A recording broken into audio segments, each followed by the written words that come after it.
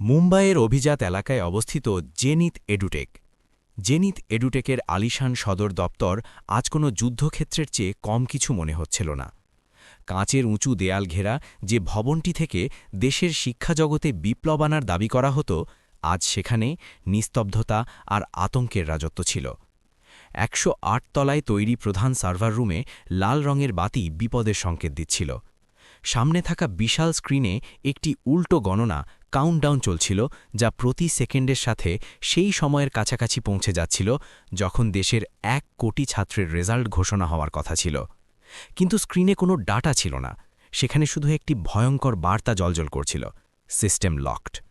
রুমের এসির তাপমাত্রা ১৮ ডিগ্রি ছিল, তবুও কোম্পানির সিইও মালিনী সান্যালের কপালে ঘামের ফোঁটা চিকচিক করছিল। তার চারপাশ ঘিরে দেশের সবচেয়ে দামি সাইবার নিরাপত্তা বিশেষজ্ঞরা নিজেদের ল্যাপটপে আঙুল নাড়াচাড়া করছিলেন, কিন্তু তাদের মুখে আতঙ্কের ছাপ স্পষ্ট ছিল। প্রধান কারিগরি কর্মকর্তা সিটিও কাঁপানো গলায় বললেন, ম্যাম, এটা কোনো সাধারণ ভাইরাস নয়, এটি একটি আন্তর্জাতিক র্যানসামওয়্যার হামলা। হ্যাকাররা পুরো ডাটা এনক্রিপ্ট করে দিয়েছে। তারা চাবির বদলে ৫০০ কোটি টাকা চাইছে। আমাদের হাতে মাত্র ১৫ মিনিট সময় আছে। যদি আমরা টাকা ট্রান্সফার না করি, তবে কোম্পানির সম্মান ধুলোয় মিশে যাবে। ৫০০ কোটি টাকা! এই অঙ্ক শুনে ঘরে উপস্থিত প্রত্যেকের শাঁস আঁতকে গেল। তারা জানতেন যে রেজাল্ট যদি সঠিক সময় না আসে, তবে শেয়ার বাজারে কোম্পানির শেয়ারের দাম একদম কমে যাবে। হতাশার সেই পরিবেশে যখন বড় বড় কর্মকর্তারা হার মেনে নিয়েছিলেন, তখন ঘরের এক অন্ধকার কোণ থেকে একটি মৃদু হাসির শব্দ এলো। সবার নজর সেই কোণার দিকে গেল। সেখানে মেঝের উপর হাঁটু গেড়ে বসে থাকা ১৩ বছরের এক কিশোর কৈলাস পুরনো তার আর পড়ে থাকা ইলেকট্রনিক বর্জ্য তার নোংরা বস্তায় ভরছিল। তার জামাকাপড় গ্রিজ আর ধুলোয় মাখা ছিল, আর পায়ে থাকা হাওয়াই চিটিও ছিঁড়ে গিয়েছিল। সে সেখানে শুধু ৫০ টাকার ভাঙাড়ি বা স্ক্র্যাপ কোনোতে এসেছিল, যা ফেলে দেওয়ার আদেশ দেওয়া হয়েছিল। কিন্তু যখন সে কোট প্যান্ট পরা এই পণ্ডিতদের ৫০০ কোটি টাকা মুক্তিপণ দেওয়ার কথা শুনল, তখন সে নিজের হাসি ধরে রাখতে পারল না। তার হাসি সেই উত্তেজনাপূর্ণ পরিবেশে বারুদের মতো কাজ করল। নিরাপত্তা প্রধানের মুখ রাগে লাল হয়ে গেল। সে দ্রুত এগিয়ে গেল এবং কৈলাসের হাত ধরে ঝাঁকিয়ে বলতে লাগল, এই আবর্জনা কোড়ানি, তোর সাহস কি করে হলো এখানে হাসায়? তুই জানিস এখানে কত কোটির ক্ষতি হচ্ছে? চল, বাইরে বেরো। গার্ড তাকে টেনে হিঁচড়ে দরজার দিকে ঠেলে দিল। কৈলাস বাধা দিল না, কিন্তু যাওয়ার সময় তার নজর আরও একবার প্রধান স্ক্রিনের দিকে গেল এবং সে শান্ত স্বরে বলল, সাহেব, বাইরের চোরকে টাকা দিয়ে কী লাভ, যখন তালা ঘরের ভেতর থেকেই লাগানো হয়েছে? কথাটি সে খুব নিচু স্বরে বলেছিল, কিন্তু নিস্তব্ধতার কারণে তা সিইও মালিনীর কানে পৌঁছে গেল। সেই কিশোরের গলায় এক অদ্ভুত আত্মবিশ্বাস ছিল, যা সেই ঘাবড়ে যাওয়া ইঞ্জিনিয়ারদের মধ্যে ছিল না। থামো! মালিনীর গলার আওয়াজ কড়া স্বরে প্রতিধ্বনিত হল। সে গার্ডকে ইশারা করল এবং কিশোরের কাছে এসে তার চোখের দিকে তাকাল। তুমি কি বললে? আবার বলো। কৈলাস নিজের বস্তাটি কাঁধে ঠিক করে নিল এবং নিজের গভীর কালো চোখ দিয়ে সরাসরি মালিনীর চোখের দিকে তাকিয়ে স্ক্রিনের দিকে আঙুল তুলল। ম্যাম, ও যে কোট চাইছে তা আমেরিকা বা রাশিয়া থেকে আসেনি, ওটা আপনারই মেশিনের পেটে ব্যথা। যদি আপনি আমাকে একবার কিবোর্ড ছুঁতে দেন, তবে আমি বলে দিতে পারি আপনার কাছে ৫০০ কোটি টাকা খেয়ে চাইছে। ঘরে উপস্থিত প্রধান কারিগরি কর্মকর্তা মিস্টার খান্না রাগে ফেটে পড়লেন। তিনি টেবিলের উপর ঘুষি মেরে চিৎকার করে উঠলেন, মালিনী ম্যাম, আপনি কি জ্ঞান হারিয়েছেন? এই ছেলেটা, যে হয়তো স্কুলের মুখ পর্যন্ত দেখেনি, সে আমাদের $২০০ মিলিয়ন সার্ভারে হাত দেবে? এর হাতে গ্রিজ লেগে আছে, ও কিবোর্ড নষ্ট করে দেবে। এসব আজে বাজে কথা। আমাদের এখনই হ্যাকারদের পেমেন্ট করে দেওয়া উচিত। মালিনীর নজর ঘড়ির কাঁটায় আটকে ছিল। মাত্র ৯ মিনিট বাকি ছিল। ৫০০ কোটি টাকার জুয়া খেলার বদলে তার এই ছেলের চোখে ফুটে ওঠা আত্মবিশ্বাস বেশি সত্যি মনে হচ্ছিল। সে হাত নেড়ে খান্নাকে চুপ করালো এবং কৈলাসের দিকে ফিরল। তোমার কাছে মাত্র ২ মিনিট সময় আছে। যদি তুমি সময় নষ্ট করো, তবে আমি তোমাকে পুলিশের হাতে তুলে দেব। কৈলাস ভয় না পেয়ে মাথা নাড়ল। সে এগিয়ে গেল এবং প্রধান টার্মিনালের সেই আলিশান অ্যার্গোনমিক চেয়ারটিতে বসে পড়ল। সেই চেয়ারটি তার রোগা পাতলা শরীরের তুলনায় অনেক বড় ছিল। তার নোংরা হাত যখন কোটি টাকার সিস্টেমের ব্যাকলেট কিবোর্ড স্পর্শ করল, তখন ঘরে দাঁড়িয়ে থাকা ইঞ্জিনিয়াররা নাক সিটকালেন। কিন্তু পরের মুহূর্তেই তাদের ঘৃণা অবাক হওয়ার অনুভূতিতে বদলে গেল। কৈলাসের আঙুলগুলো কিবোর্ডের ওপর কোনো পিয়ানো বাদকের মতো দৌড়াতে লাগল। সে মাউস স্পর্শও করল না। কালো স্ক্রিনে সবুজ রঙের কোডের লাইনগুলো এত দ্রুত ছুটছিল যে কারোর পক্ষে তা পড়া অসম্ভব ছিল। এ তো রুট ডিরেক্টরিতে যাচ্ছে, এক জুনিয়র ইঞ্জিনিয়ার অবিশ্বাসের সাথে ফিসফিস করে বলল। এই কার্নেল অ্যাক্সেস কোড জানল কি করে? 1 মিনিটেরও কম সময়ে কৈলাস এন্টার কি চাপল। স্ক্রিনে জ্বলতে থাকা লাল রঙের সিস্টেম লকড বার্তাটি গায়েব হয়ে গেল এবং তার জায়গায় একটি জটিল ফ্লো চার্ট চলে এলো, যা এক জায়গায় আটকে ব্লিঙ্ক করছিল। কৈলাস চেয়ার থেকে উঠে দাঁড়াল এবং স্ক্রিনে ব্লিঙ্ক করা একটি লাল লাইনের দিকে ইশারা করল। দেখুন ম্যাম, সে নিজের শান্ত গলায় বলল, আপনার সিস্টেমকে কেউ বাইরে থেকে আটকায়নি। এর শ্বাস নিতে কষ্ট হচ্ছে কারণ এর গলায় একটা হাড় আটকে আছে। হাড়? পরিষ্কার করে বলো। মালিনী অস্থির হয়ে জিজ্ঞেস করল। কৈলাস এক তিক্ত হাসির সাথে বলল, এটি একটি ফিল্টার। আপনার প্রোগ্রামাররা এই মেশিনকে শিখিয়েছিল যে দেশের কিছু নির্দিষ্ট পিনকোড অর্থাৎ বস্তি এবং গরিব এলাকার বাচ্চাদের রেজাল্টকে সন্দেহজনক বা সাসপিশাস মনে করে নিচে নামিয়ে দেওয়া হোক বা হোল্ড করে রাখা হোক। মেশিনের নিয়ম ছিল গরিব এলাকা মানেই কম নম্বর। পুরো ঘরে নিস্তব্ধতা নেমে এলো। মিস্টার খান্নার মুখ ফ্যাকাশে হয়ে গেল, কারণ এই অ্যালগোরিদম তাঁরই নির্দেশে গোপনভাবে বসানো হয়েছিল। কৈলাস বলতে থাকল, কিন্তু এই বছর একটা চমৎকার হয়েছে ম্যাম। ওই নিচু পিনকোড থেকে আসা হাজার হাজার বাচ্চা গণিত এবং বিজ্ঞানে 100তে 100 নম্বর পেয়েছে। মেশিনের এআই অর্থাৎ আর্টিফিশিয়াল ইন্টেলিজেন্স কনফিউজড হয়ে গিয়েছে। একপাশে তার নিয়ম বলছে এদের ফেল করাও বা আটকাও, কিন্তু অন্য পাশে ডাটা চিৎকার করে বলছে যে এরা জিনিয়াস। সত্য আর আপনার মিথ্যের এই লড়াইয়ে সিস্টেমে শক লেগেছে। এটা হ্যাক হয়নি, এটা নিজেরই পাপের বোঝা বইতে পারছে না। পুরো রুমে এক ভারী নিস্তব্ধতা ছড়িয়ে পড়ল, যা বাইরে চলা এসির শব্দের চেয়েও বেশি শীতল ছিল। মালিনী সান্যালের চোখে অবিশ্বাস আর রাগের মিশ্র ভাব ছিল। সে ধীরে ধীরে নিজের ঘাড় ঘোরাল এবং মিস্টার খান্নার দিকে তাকাল, যিনি এখন ঘামে ভিজে গিয়েছিলেন। খান্না তোতলাতে তোতলাতে সাফাই দেওয়ার চেষ্টা করলেন। ম্যাম, এই ছেলেটা মিথ্যে বলছে। এটা কোনো বৈষম্য নয়, এটা তো শুধু একটা কোয়ালিটি ফিল্টার ছিল। আমাদের মনে হয়েছিল যদি বস্তি এলাকা থেকে হঠাৎ এত বেশি নম্বর আসে তবে সিস্টেমের উপর প্রশ্ন উঠবে। আমাদের মনে হয়েছিল এটা গণটকলি, মাস চিটিং হবে। তাহলে তুমি ধরে নিলে যে গরিবের বাচ্চা মেধাবী হতে পারে না? মালিনী দাঁত চেপে বলল। তার গলায় এত রাগ ছিল যে খান্নার মুখ থেকে শব্দ গায়েব হয়ে গেল। তোমার এই ফিল্টার আমাদের ধ্বংসের কিনারায় এনে দাঁড় করিয়েছে। 500 কোটি টাকার মুক্তিপণ নয়, এটা আমাদের পাপের মূল্য ছিল। ঠিক তখনই দেয়ালের বড় স্ক্রিন থেকে সাইরেনের আওয়াজ এলো। উল্টো গণনা এখন বিপজ্জনক পর্যায়ে ছিল। মাত্র 60 সেকেন্ড বাকি ছিল। যদি 1 মিনিটের মধ্যে সিস্টেম রিবুট না হতো তবে ডাটা চিরতরে নষ্ট হয়ে যেত এবং দেশ জুড়ে দাঙ্গা হওয়ার মতো পরিস্থিতি তৈরি হতো। মালিনী হতাশ হয়ে কৈলাসের কাঁধে হাত রাখল। বাবা, তুমি কি এটা ঠিক করতে পারো? টাকার চিন্তা করো না, শুধু এটা ঠিক করে দাও। কৈলাস এক মুহূর্তের জন্য খান্নার দিকে তাকালো, যার চোখে এখন ভয় ছিল, এবং তারপর আবার স্ক্রিনের দিকে ফিরল। ম্যাম, এটা ঠিক করার জন্য টাকার নয়, সত্যের প্রয়োজন আছে, সে বলল। তার আঙুলগুলো আরও একবার কিবোর্ডে সচল হল। সে কোডের সেই হাজার হাজার লাইনের মাঝখান থেকে সেই লুকিয়ে রাখা অ্যালগোরিদম খুঁজে বের করল, যাকে জিও ব্লকিং নাম দেওয়া হয়েছিল। মাত্র 30 সেকেন্ড বাকি। Kailash delete button টিপল। সেই একটি বাটন টেপা শুধু কোড মুছে ফেলা ছিল না, বরং সেই শিকলগুলো ভেঙে ফেলা ছিল যা লক্ষ লক্ষ বাচ্চার স্বপ্নকে আটকে রেখেছিল। সেই কালো আর বিষাক্ত লাইনগুলো স্ক্রিন থেকে গায়েব হতেই কৈলাস জোরে এন্টার চাপল। পুরো রুমের সবার শ্বাস থেমে গেল। স্ক্রিন কালো হয়ে গেল। 1 সেকেন্ড, 2 সেকেন্ড, 3 সেকেন্ড। মনে হচ্ছিল সব শেষ হয়ে গিয়েছে। মিস্টার খান্নার মুখে এক কুটিল হাসি আসার উপক্রম হয়েছিল, যে তখনই স্ক্রিনে একটি সবুজ রঙের প্রগ্রেস বার দ্রুত দৌড়াল। System restoring, data recovered 100%। হলে থাকা সব স্ক্রিন একসাথে জ্বলে উঠল। ডাটার প্রবাহ আবার শুরু হয়ে গেল। আর যেমনই টপারদের লিস্ট সামনে এলো, সেখানে উপস্থিত প্রত্যেকে অবাক হয়ে গেল। লিস্টের একদম উপরে দিল্লি বা মুম্বাইয়ের কোনো দামি ইন্টারন্যাশনাল স্কুলের বাচ্চার নাম ছিল না। 1 নম্বর শঙ্কর, জেলা কোরাপুট, উড়িষ্যার আদিবাসী এলাকা থেকে, 100-এ 100। 2 নম্বর লক্ষ্মী, ধারাবি বস্তি, মুম্বাই, 99.8%। 3 নম্বর বীরজু, এক কৃষকের ছেলে, বিহার, 99.5%।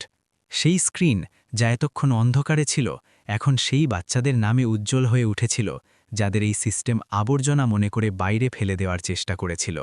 কৈলাস চেয়ার থেকে উঠে দাঁড়াল। সে নিজের ছেঁড়া পকেট থেকে একটি নোংরা রুমাল বের করল এবং কিবোর্ডটি মুছে দিল, যেন সে তার ময়লা সেখান থেকে সরিয়ে নিচ্ছে। সেই বিশাল হলে এখন শুধু মেশিনের মৃদু গুঞ্জন আর মানুষের ভারী নিঃশ্বাসের শব্দ শোনা যাচ্ছিল। স্ক্রিনে জ্বলতে থাকা শঙ্কর, লক্ষ্মী আর বীরজুর নাম যেন সেই স্যুটবুট পরা কর্মকর্তাদের অহংকারে চর মারছিল। মালিনী স্যান্নালের চোখে জল ছিল, খুশির নয় বরং অনুশোচনার। সে অনুভব করল যে জেনিথ এডুটেককে সে বিশ্বের সবচেয়ে আধুনিক কোম্পানি মনে করত, তা আসলে পুরনো আর পচা মানসিকতায় চলছিল। সে ধীরে ধীরে নিজের মাথা ঘোরালো এবং মিস্টার খান্নার দিকে তাকালো, যে এখন এক কোণায় কুঁকড়ে গিয়েছিল। খান্না, মালিনীর গলার স্বর বরফের চেয়েও বেশি শীতল ছিল। তুমি শুধু ডেটার সাথে খেলো করনি, তুমি দেশের ভবিষ্যতের খুনের চেষ্টা করেছ। নিরাপত্তা কর্মীরা যারা কিছুক্ষণ আগে কৈলাসকে বাইরে ফেলে দেওয়ার জন্য এগিয়ে গিয়েছিল, এখন মিস্টার খান্নার দিকে তেড়ে গেল। একে বাইরে নিয়ে যাও, মালিনী আদেশ দিল, আর পুলিশকে ফোন করো। জালিয়াতি আর বৈষম্যের অভিযোগে আমি নিজে এফআইআর দায়ের করব। খান্নাকে টেনে হিচড়ে বাইরে নিয়ে যাওয়া হলো, ঠিক যেভাবে তারা কৈলাসকে বের করতে চেয়েছিল। একেই হয়তো কর্মফল বলে।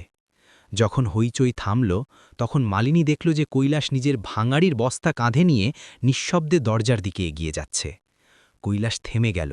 সে ঘুরে মালিনী এবং সেই সমস্ত বড় কর্মকর্তাদের দেখল, যারা এখন তার দিকে আশার দৃষ্টিতে তাকিয়েছিল।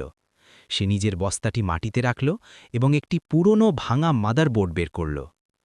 ম্যাম, কৈলাস ধীর কিন্তু স্পষ্ট গলায় বলল, ৩ বছর আগে এই ভবনের পেছনের ডাস্টবিনে আমি একটি পোড়া ল্যাপটপ পেয়েছিলাম। আপনাদের ইঞ্জিনিয়াররা ওটাকে আবর্জনা ভেবে ফেলে দিয়েছিল।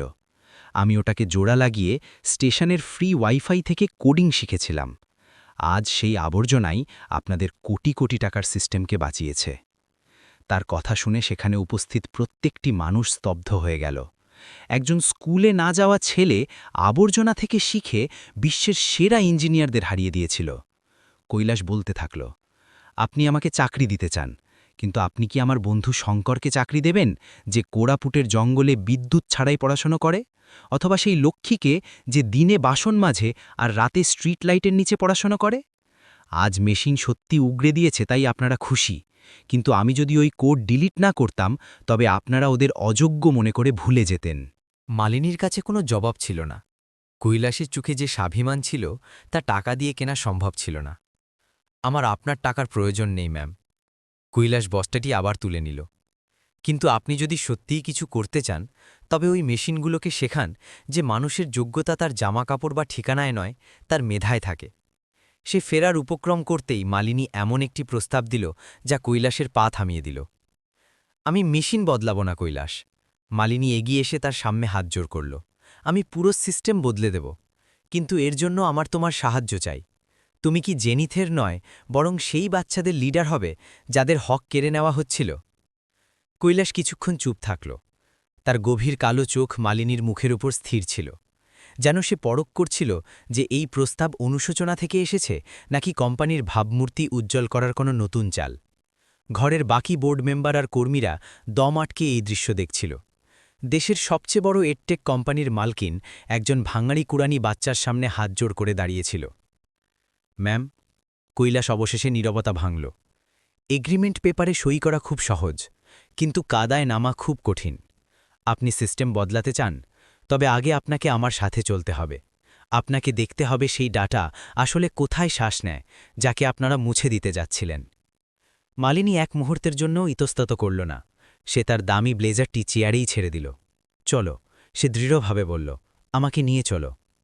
মালিনী স্যান্নাল, যিনি সবসময় বিলাসবহুল গাড়ি আর নিরাপত্তার ঘেরাটোপে চলতেন, তিনি যখন সেই নোংরা পোশাক পরা কিশোরের পেছনে অফিস থেকে বেরোলেন, তখন রিসেপশনে দাঁড়িয়ে থাকা স্টাফরা হতভম্ব হয়ে গেল। তারা লিফটে করে নিচে নামল এবং ঝলমলে ভবনটিকে পেছনে ফেলে শহরের সেই অংশের দিকে এগোল যেখানে গুগল ম্যাপসও রাস্তা দেখানো বন্ধ করে দিত। আধ ঘণ্টা পর তারা শহরের এক কিনারে খোলা নর্দমার পাশে অবস্থিত আজাদ নগর বস্তিতে দাঁড়িয়েছিল। বাতাসে পচনের গন্ধ ছিল। গলিগুলো এত সরু ছিল যে দুজন মানুষ একসাথে চলতে পারত না। কৈলাস তাকে একটি ভাঙা টিনের ছাদওয়ালা ঝুপড়ির দিকে নিয়ে গেল। ভেতরের দৃশ্য দেখে মালিনীর বুক কেঁপে উঠল। সেখানে বিদ্যুৎ ছিল না। মোমবাতির মৃদু আলোয় প্রায় ২৫ জন বাচ্চা মাটিতে বসেছিল। তাদের সামনে কোনো হোয়াইট বোর্ড বা ডিজিটাল স্ক্রিন ছিল না, বরং কয়লা দিয়ে দেয়ালে গণিতের সূত্র লেখা ছিল। ঘরের মাঝখানে একটি পুরানো স্ক্রিন, ভাঙা স্মার্টফোন রাখা ছিল। হয়তো সেটিই কৈলাস কোথাও থেকে জোগাড় করে ঠিক করেছিল। নিস্তব্ধতা এমন ছিল যে সূচ পড়ার শব্দও শোনা যেত। সমস্ত বাচ্চা সেই ছোট ফোনের স্ক্রিনের দিকে এক দৃষ্টিতে তাকিয়েছিল। ইন্টারনেট ধীর গতিতে ছিল এবং পেজ লোড হচ্ছিল। হঠাৎ একটি চিৎকার শোনা গেল, চলে এসেছে, লক্ষ্মী তোর নাম চলে এসেছে। একটি রোগা পাতলা মেয়ে, যার হাত হয়তো এখনই বাসন মাজার কারণে সাবানে সাদা হয়েছিল, সে দৌড়ে ফোনের কাছে গেল। 99.8% সে বিড়বিড় করল এবং সেখানেই মাটিতে বসে কাঁদতে লাগল। তার সাথে সাথে বাকি বাচ্চারাও খুশিতে মেতে উঠল। কেউ একে অপরকে জড়িয়ে ধরল, তো কেউ আকাশের দিকে তাকিয়ে হাত জোর করতে লাগল। মালিনী দরজায় দাঁড়িয়ে সব দেখছিল। সে দেখল এরাই সেই বাচ্চা যাদের তার কোম্পানির অ্যালগরিদম অযোগ্য মনে করছিল। সে দেখল যে বীরজুর নাম মেরিট লিস্টে ছিল, তার পরনে ঠিকঠাক জামাও ছিল না। এই উদযাপন কোনো ডিস্কো বা পার্টির ছিল না, এটি তাদের অস্তিত্বের লড়াই জেতার উদযাপন ছিল। কৈলাস ধীরে ধীরে মালিনীর কাছে এলো এবং বলল, ম্যাম, আপনি আমাকে টাকা অফার করেছিলেন। এই বাচ্চাদের কাছে খাওয়ার টাকা নেই, তবুও এরা খিদে জয় করে পড়াশোনা করেছে। আপনার সিস্টেম এদের রেজাল্ট আটকাতে পারত, কিন্তু ভাগ্য নয়। আজ যা দেখলেন, তারপরেও কি আপনার মনে হয় এদের আপনার দয়ার প্রয়োজন আছে? মালিনীর চোখ দিয়ে জল ঝরতে লাগল। এসি ঘরে বসে বানানো গ্রাফ আর চার্ট এখানে ধুলোয় মিশে গিয়েছিল। সে অনুভব করল যে আসল জেনেত বা শিখর এখানেই ঝুপড়িতে ছিল, ওই গগনচুম্বী অট্টালিকায় নয়। তখনই লক্ষ্মীর নজর দরজায় দাঁড়িয়ে থাকা অপরিচিত মহিলার ওপর পড়ল। সে ঘাবড়ে গেল এবং নিজের ছেঁড়া ওড়না ঠিক করতে লাগল। কৈলাস শেষে বাচ্চাদের বলল, ভয় পেও না, ইনি আজ তোমাদের রেজাল্ট নিয়ে এসেছেন। মালিনী নিজের চোখের জল মুছল এবং মুখে এক বিনম্র হাসি এনে ঝুপড়ির ভেতরে পা রাখল। সে মেঝের ওপর বাচ্চাদের মাঝখানে বসে পড়ল। দামি স্কার্টে গাগা ধুলোর তোয়াক্কা না করে সে লক্ষ্মী, বীরজু এবং বাকি বাচ্চাদের সাথে মিশে গেল। বাচ্চারা অবাক হয়ে তাকে দেখছিল। তাদের জন্য এক বড় কোম্পানির ম্যাডাম তাদের মাঝে বসা কোনো অলৌকিক ঘটনার চেয়ে কম কিছু ছিল না। নমস্কার, আমার নাম মালিনী। আমি সেই কোম্পানি থেকে এসেছি যারা তোমাদের পরীক্ষা নিয়েছিল। বাচ্চাদের মুখে ভয়ের রেখা ফুটে উঠল। বীরজু ভয়ে ভয়ে জিজ্ঞেস করল, ম্যাডাম, আমাদের থেকে কি কোনো ভুল হয়ে গিয়েছে? আমাদের রেজাল্ট কি ফেরত নেওয়া হচ্ছে? তার মনে হলো হয়তো গরিব হওয়ার কারণে তাদের টপ করা অপরাধ হিসেবে ধরা হয়েছে। মালিনী জলদি বীরজুর হাত চেপে ধরল। তার হাত খসখসে আর মেহনতি ছিল। না বাবা, ভুল তোমরা করনি, আমরা করেছি, সে বলল। আমরা মেশিনের ওপর ভরসা করেছি, কিন্তু মানুষের সাহসকে ভুলে গিয়েছি। আমি এখানে ক্ষমা চাইতে এসেছি, আর একটি প্রতিজ্ঞা করতে। সে কৈলাসের দিকে তাকালো, যে দেয়ালে হেলান দিয়ে দাঁড়িয়ে সব চুপচাপ দেখছিল। মালিনী আবার বাচ্চাদের বলল, আজ থেকে জেনিথ এডুটেকের কোনো কোর্স, কোনো বই বা কোনো সফটওয়্যার তোমাদের জন্য লক থাকবে না। আমি একটি নতুন প্রোগ্রাম শুরু করছি, প্রজেক্ট কৈলাস।